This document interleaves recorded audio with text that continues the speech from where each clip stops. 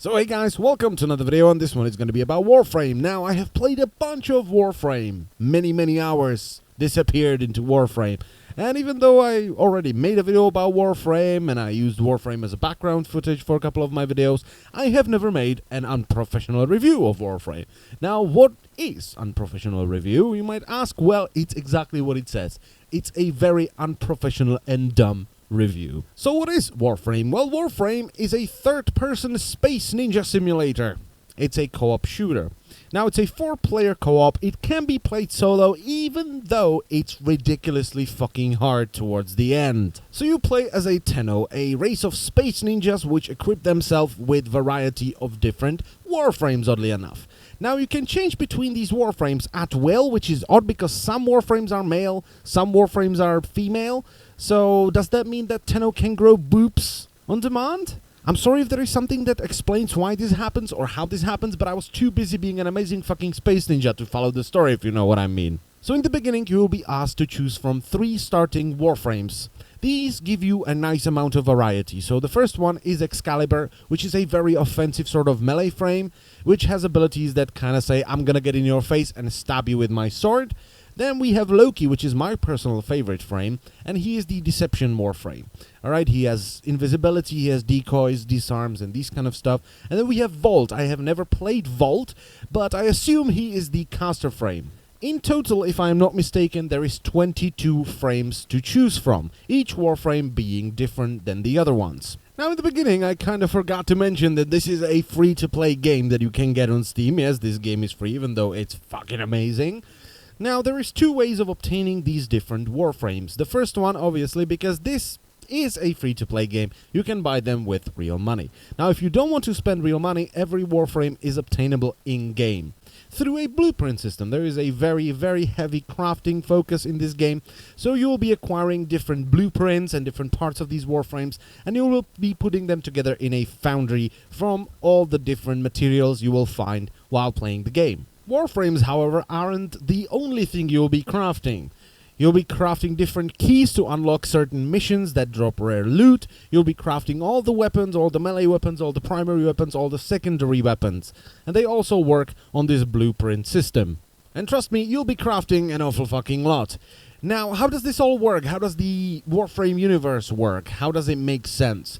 Well, this game has a hefty amount of MMO elements. It's essentially an MMO co-op third-person ninja simulator, if that makes any sense. So all the players are connected, you can form groups, you can talk to each other, you can trade with each other, and you can form guilds. But how do you fit into this universe? How do you get into those levels? Well, as I've said, you are this Tenno space ninja, you wear Warframes, and you have your own ship. On board of this ship, you have things like the foundry in which you can craft. You also have a station where you can slot mods into your equipment and make it more powerful, whether it be the Warframe itself, primary weapon, secondary weapon, melee weapon, or the Sentinels or Kubros, which you can have as a companion.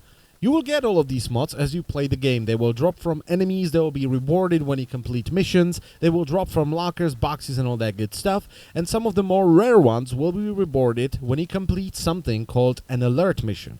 An alert mission is pretty much like every other mission, except that it's much harder and it temporarily replaces an already existing mission with a harder one. So you are floating around in your spaceship and you are exploring a solar system. Each planet in the solar system has a variety of different missions that you can complete and then replay if you wish to do so. In total, with the basic missions that you do as you progress through these planets, there is over 200 missions for you to do. And in each of these missions you will be presented with one of the 3 main factions you go up against. So the first one is Grenier. They have guns, very heavy, you know, your standard typical hurly-burly space marine.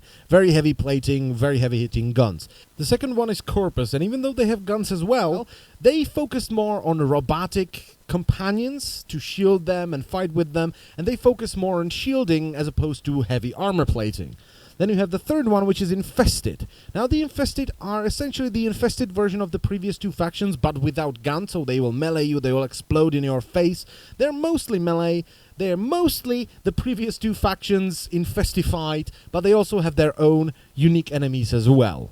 As far as the mission variety goes, if the wiki is not mistaken, there is 18 types of different missions you can do. So there is Assassination, which is essentially a boss fight. Then we have Capture. in which you have to run in and you have a couple of important targets which you have to knock down on the ground and then capture them. And we have Conclave, which I have no idea what the fuck that is. And we have Deception, in which you basically have to hack terminals, so we're carrying a briefcase from terminal to terminal, hacking it and getting the fuck out. We have Excavation, in which you call down thumpers and they thump resources out and certain mods and stuff. You have to defend it from enemies. Then we have Exterminate, which is essentially get in, kill dudes, get out. We have Hijack, once again, well, yeah, what the fuck that is. We have Interception, in which, well, it's essentially King of the Hill. You have 4 points, and you are trying to hold all the points while the enemy is trying to do the same. Then we have Invasion with Solar Rails, which I think is a guild versus guild thing. Not sure, though. We have Mobile Defense, in which, once again, you have to carry a briefcase to a terminal and hack it. But after you hack it, you have to defend it from waves and waves of enemies for a certain amount of time before you move to another terminal. Then we have Recovery, no idea. You probably run in, you pick up something and you run out, maybe. And we have Rescue, in which you have to rescue hostages and not get them killed. We have Sabotage for a hive, in which one assumes you have to destroy a hive. Then we have Spy, which is essentially run to a terminal, hack a terminal, pick up a data mass and bring it to the extraction point without losing it. And the last one, and definitely the most interesting one for me, because it's also the most innovative one, is Survival. In these survival missions, the life support is turned off, so where you are not only fighting against the enemies, you have to deal with the fact that the life support is off as well, and you are running out of air. Now, when you run out of air, as you might expect, you can't breathe, and when you can't breathe, you tend to die. So you can do 2 things, well, 3 things. First one, die. Second one, you can pick up certain items that are dropped by enemies, and they will replenish a little bit of life support. Or the third thing you can do is run around and activate life support capsules, which will replenish significantly more life support, but also appear as the level goes on. So you will never have enough, just those capsules. You have to kill enemies in order to survive. And you're trying to survive for as long as possible before going and extracting from the level. So what you are essentially doing is you go to a planet, you do a bunch of mission, which will unlock the boss mission. You will do the boss mission, which will unlock another planet, which is obviously harder than the previous one. And you will go through the entire solar system, and what you are trying to achieve is either have the most fun with the most ridiculous weapons, shotguns, or you're just trying to get the best to do the hardest missions, because they are really fucking hard, some of them. And you will go through this entire solar system. You can join a guild of sorts or a clan, I don't know what the fuck they're called. You can build a massive space station kind of thing and research new weapons there that are even more fun, and you're just having a blast with a bunch of people. Is there a bunch of grind in Warframe? Yeah, a lot. Is it a lot of fun, though? Yeah, a lot.